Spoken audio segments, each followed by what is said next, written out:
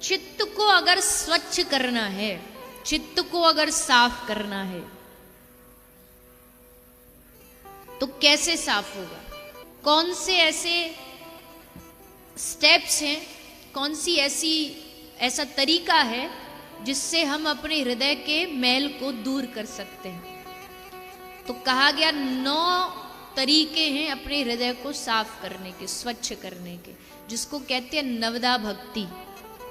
9 प्रकार की भक्ति है, 9 प्रकार के स्टेप्स हैं जिन पर चढ़ने से, जिन पर चलने से हमारे हृदय की स्वच्छता की जा सकती है।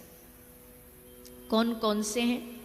भागवत अनुसार जो नवदा भक्ति है वो इस प्रकार है कि श्रवणम कीर्तनम विष्णोः स्मरणम पाद सेवनम अर्चनम वंदनम दास्य सख्य आत्मनिवेदनम। ये 9 प्रकार की भगवान की भक्ति है, 9 प्रकार के ये स्टेप्स हैं जिनको करने से हम अपने चित्त को प्रबुद्ध कर सकते हैं, उसको स्वच्छ कर सकते हैं। पहली भक्ति कौन सी है? श्रवणम। भक्ति के 9 अंग हैं, जिसको भगवान को पाना उसको ये 9 की 9 करने पड़ते हैं। ये 9 जो चरण हैं भक्ति के, इनका मिश्रण करके ही व्यक्ति, हाँ थोड़ा सा हो सकता है किसी का श्रवण में ज्यादा रुचि हो, किसी की कीर्तन में ज्यादा रुचि हो, किसी को भगवान की अर्चना करने में ज्यादा बढ़िया लगता हो, लेकिन शास्त्र कहते जब जीवन में श्रवण आ गया तो अपने आप कीर्तन भी आ जाएगा, कीर्तन आ गया तो अपने आप स्मरण, भगवान की याद भी आ जाएगी, और स्मरण आया तो अपने आप अर्चन, वंदन, दास्य, आत्म, ये सारे स्टेप जो सारी भक्ति हैं ये क्रम से आने लग जाएंगी। पहली जो भक्ति की सीढ़ी है वो है श्रवण। काम बनेगा सुनने से ही, ये बात तो तय है कि काम बनेगा श्रवण मात्र से, सुनने मात्र से, क्योंकि जितना आप सुनोगे भगवान के बारे में, भगवान की कथा के बारे में, उतना ही आप सुन करके आपका मन उधर ज्यादा लगने लग जाएगा। जिस चीज के बारे में आप ज्यादा सुनते हैं उसी की ओर आपका मन जाने लगता है, ये वैज्ञानिक सिद्धांत भी है।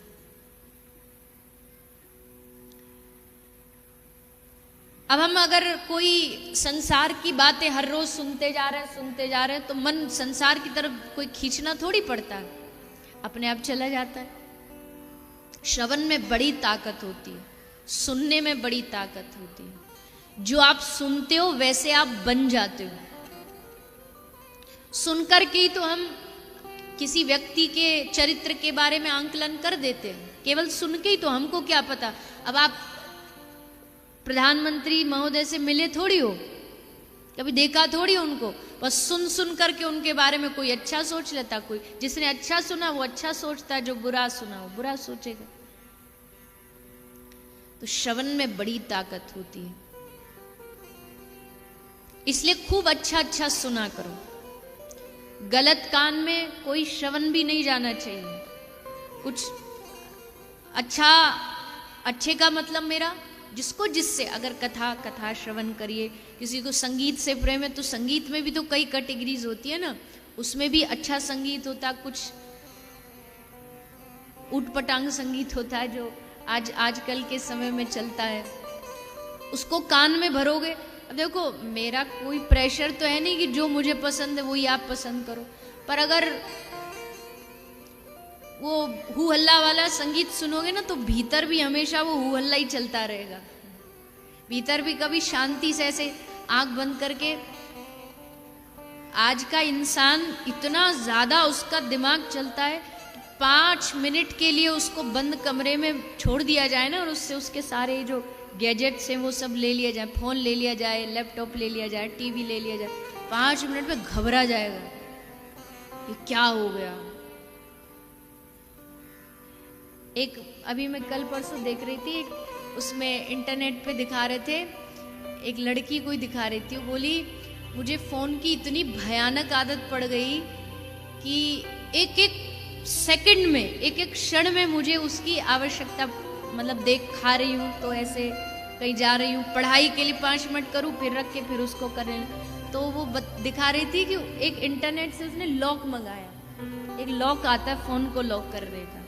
जब नशा छुड़वाते हैं ना, वैसे फ़ोन का नशा छुड़वाने के लिए एक इंटरनेट पर लॉक मिलता है, उसमें आप 20 मिनट का सेटअप लगा दो तो 20 मिनट के बाद ही खुलेगा। आप चाहे कितना आप मन कर रहा है फ़ोन देखो तो खोल नहीं सकते। तो बोली मैंने वो मंगाया, उसमें भी फ़ोन बंद किया, तब जाके मेरी थोड़ी फ़ोन का जो नशा वो कम हुआ।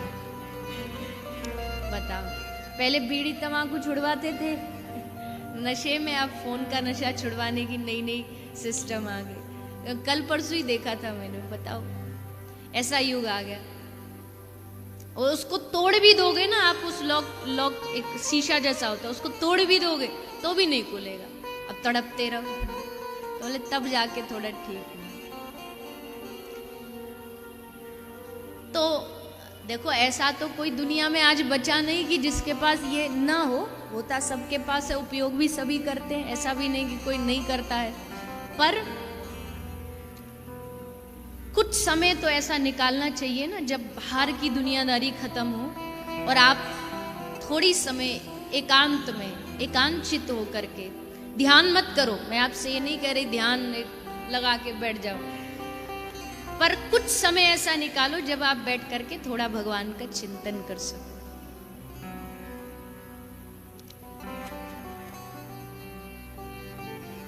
तो जो आप सुनेंगे वैसे आप बनेंगे, इसलिए श्रवण अच्छा होना चाहिए। श्रवणम कीर्तनम, दूसरी भक्ति का जो स्टेप है, भक्ति का जो अंग है, भक्ति का जो रूप है, वो क्या है? कीर्तन। कीर्तन लोगों ने छोड़ ही दिया। घर में कोई बिरला ही होगा भगवान का भक्त परिवार जो बैठ करके 5-10 मिनट बच्चों को इकट्ठा करके कहते हो कि चलो 5 मिनट कीर्तन कर लेते हैं।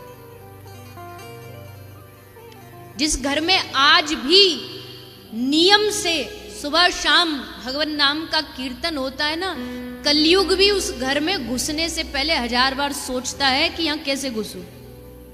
इस घर में भगवान का नाम है तो मैं कैसे प्रवेश करूं।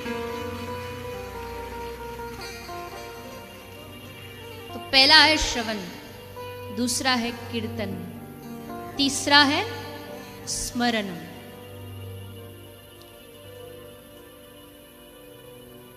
विष्णु स्मरण, भगवान का स्मरण, भगवान की याद। जो कल हमने बात की थी कि कभी कभी थोड़ा बैठ के भगवान की याद करनी चाहिए, स्मरण करना चाहिए। हो कहीं भी दुनिया में, पर स्मरण भगवान में होना चाहिए। हमारा उल्टा है, बैठे होंगे भगवान के सामने पर स्मरण, बैठे मंदिर में और स्मरण कहां है? बाहर जो चप्पल उतार के, जूते उतार के, स्मरण उसमें, ये कहीं चोरी ना हो जाए। देवालय को जात है हरि दर्शन की आस, और आगे हुए दंडवत करें मन पनिहन के पास। वहां दंडवत करें, मन कहाँ है? पनिहन के पास, जूतों के पास, नए नए खरीद के लाए। अब स्मरण वहां है, मन वहां है, सामने भगवान है, बोलेंगे त्वमेव माता, फिर पीछे मुड़ के देखे, च पिता तो अच्छा वही है, अभी गई नहीं, फिर चषक हाथ, फिर आगे देखेंगे, फिर पीछे देखेंगे, स्मरण कहाँ है?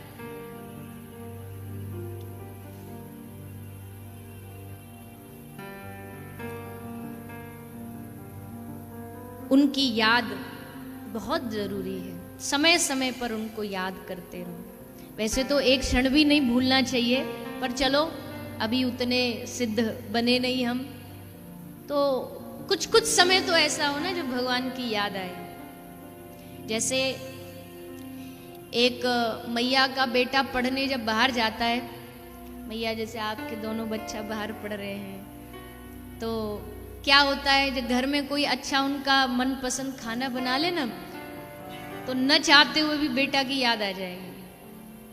अरे सुधांशु होता तो उसको ये बढ़िया लगता, ये बड़ा पसंद है उसे, लिट्टी चोखा बड़ा पसंद है। उदाहरण ऐसे ही। तो अब कोई आ गया मिलने, अरे वो होता तो मिल लेता इनसे, ये भी खुश हो जाते, वो भी खुश हो जाता। कहीं बाहर जा रहे हैं खाने, घूमने, शॉपिंग, वो होता तो और आनंद आ जाता। बेटी ससुराल में आ गई तो उसकी याद आती है कि इस समय वो होती तो ऐसा हो जाता, वैसा हो जाता। दिन में 50 बार हम अपने संबंधियों को याद कर लेते हैं, अपनों को याद कर लेते हैं, लेकिन दुनिया का सबसे बड़ा अपना कौन है? बोलो ना, कौन है? तुम हमारे थे प्रभु जी, तुम हमारे हो, तुम हमारे ही रहोगे, कोई बदल नहीं सकता। तो जो भगवान हमारे थे, हैं, रहेंगे, उनको कितना बार याद किया सोचो। कोई अच्छी चीज दिखे ना, तुरंत भगवान को याद करो। एक व्यक्ति कहता है मैं भगवान कोई लड़का था, आजकल के बच्चे होते हैं, भगवान ने एक जोड़ी जूता उसकी मांग थी, ऐसा मिल जाए, बढ़िया ब्रांड वाला मिल जाए, भगवान से शिकायत करता रहा। तो वो कहता है मैं भगवान से रोज तब तक शिकायत करता रहा नए जूतों के लिए, जब तक मैंने वो एक इंसान सड़क पर नहीं देख लिया, जूते छोड़ो जिसके पांव नहीं थे, बैसाखी लेकर के चल रहा था। तब मुझे याद आया, अरे तू भगवान से शिकायत करता, भगवान तुझे महंगे जूते नहीं दे, इसे देखो, इसको भगवान ने पांव नहीं दी और कितना कष्ट पा रहा, और तू देख दो पैर पर खड़ा है, और ठाकुर जी की कितनी बड़ी कृपा है तुझ पे, यहाँ बैठ के 2 आंख से देख पा रहे हो सब दुनिया के रंग, ये कितनी बड़ी कृपा है। या 2 कान से सुन पा रहे हो, ये क्या कम कृपा है ठाकुर जी की? तो समय समय पर इन चीजों को भूलिए मत, याद करिए, भगवान को धन्यवाद दीजिए। जो भगवान ने दिया उसके लिए भगवान का जितना धन्यवाद करोगे उतना कम।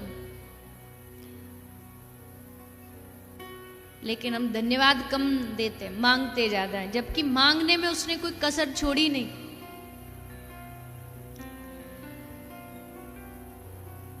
और देखो मांग कैसी होनी चाहिए, सुनो। धन चाहिए तो धनवान से मांगो, जो धनवान होगा वही तो धन देगा। धन चाहिए धनवान से मांगो, विद्या चाहिए विद्यावान से मांगो, बल चाहिए तो बलवान से मांगो, लेकिन भगवान चाहिए तो भगवान से मांगो, क्योंकि भगवान को भगवान के अलावा कोई नहीं दे सकता। शास्त्र कहते वाणिक प्रसन्नम धन धान्य दानम। अगर कोई एक बनिया प्रसन्न हो जाए, वाणिक प्रसन्नम धन धान्य दानम, एक कोई बनिया प्रसन्न हो जाए तो क्या देगा आपको? बहुत सारा धन दे देगा। नृप प्रसन्नम गजबाज दानम, कोई राजा प्रसन्न हो जाए तो गजबाज, बड़े बड़े हाथी घोड़ा आपको दे देगा।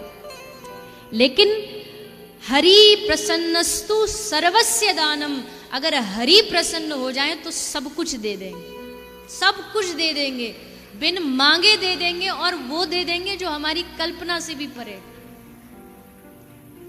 हरि प्रसन्न, प्रभु प्रसन्न होते ही सब कुछ दे देते हैं। सब कुछ का मतलब धन धान्य से मेरा नहीं है, सब कुछ का मतलब जो एक हृदय की आंतरिक आनंद है ना, वो भगवान ही दे सकते हैं और कोई नहीं दे सकता।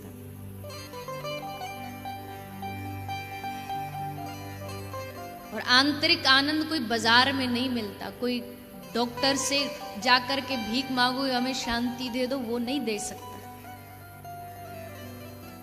वो भगवान ही दे सकते हैं। इसलिए भगवान चाहिए तो भगवान से मांगो, उनका स्मरण। अर्चन भक्ति भगवान की कौन सा ऐसा सेवा करें जिससे प्रभु प्रसन्न, क्या पहनाएं जो प्रसन्न हो, क्या खिलाएं जो प्रसन्न हो, ये सब ध्यान रखना चाहिए। अर्चन भक्ति में रस भी बहुत है, पर सेवा करना चाहिए सबको। घर में जो अपनी मूर्ति है उनसे लाड लड़ाना चाहिए, उनसे खूब स्नेह करना चाहिए। और सेवा भी देखो, सेवा किसी की कॉपी से नहीं होती, सेवा परिस्थिति देख करके होती है। श्रवण, कीर्तन, स्मरण, पाद सेवनम, भगवान के चरणों की वंदना, अर्चन, उनके विग्रह की वंदनम, उनकी वंदना, रोज कुछ ना कुछ उनको वंदना तो हम हो सकता ना बना पाए, पर जो वंदना, जैसे गोपी गीत हो गया, कृष्ण कृपा कटाक्ष हो गया, राधा कृपा कटाक्ष हो गया, वेणु गीत हो गया, ये सब सुनाओ उनको। ये नहीं भी आते तो कुछ ना कुछ अपने मन का वंदना भगवान को सुनाओ, कुछ भाव सुनाओ। दास्यम, अपने आप को दास भाव लेकर के, सख्य भाव लेकर के, आत्मनिवेदन भाव लेकर के, ये भक्ति के सब अंग हैं। ये 9 प्रकार की भक्ति है। पहली जो 3 है वो सबसे प्रमुख है, श्रवण, कीर्तन, स्मरण। ये 3 हो गई तो फिर तो आगे धीरे धीरे धीरे नीचे ढलान है, फिर अपने आप आते जाएंगे सारी भक्ति। अर्चन भी आ जाएगी, वंदन भी आ जाएगी, सख्य दास सब आ जाएगी। पर इन 3 के लिए खूब प्रयास करना पड़ेगा। और जब श्रवण भी चित्त में बैठ गया, कथा स्मरण हृदय में बैठ गया, भगवान का स्मरण हृदय में बैठ गया, फिर जीवन हमारा आनंद से, परमानंद से भर जाएगा। तो ये भक्ति के 9 अंग हैं।